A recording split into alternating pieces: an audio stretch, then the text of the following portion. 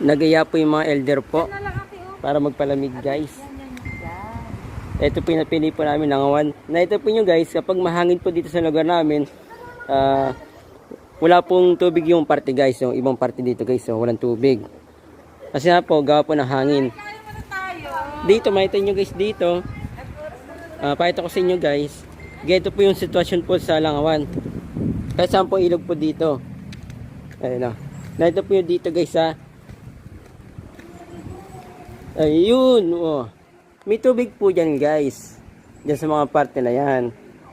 Ngayon, nangyari po kasi mahangin nga po. Lalo pa po guys yun pag tag-araw pa po yan oh. Bakasyon.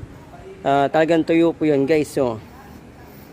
Kaya sa mga turista po dyan or taga dito guys, kung gusto po yung maligo po dito sa Langawan, kapag araw, bakasyon, maaraw po yun or mahangin po, katulad ngayon, natutuyo po siya guys. Ni-update ko lang po guys para hindi po kayo magtaka guys. Para alam po yung sitwasyon po dito bago po kayo na pumunta po dito guys. Libre lang po dito, basta wag lang po kayo magkakalat guys.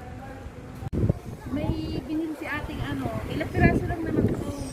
Dinala ko na yung hinahapunan ko nga. Sabi ko kayo. Yan. Lala kayo may kape na Merenda naman kami guys.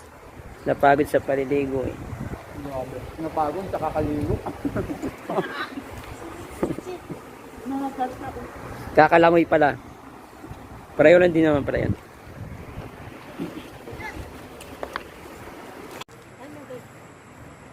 Ito yung patunay guys na ito yung tiyo talaga oh. Ito guys yung patunay po na ito yung tiyo po yung tubig guys oh, sa Langawan oh. Ito yung tiyo guys oh. May tubig yan kahit dito guys oh.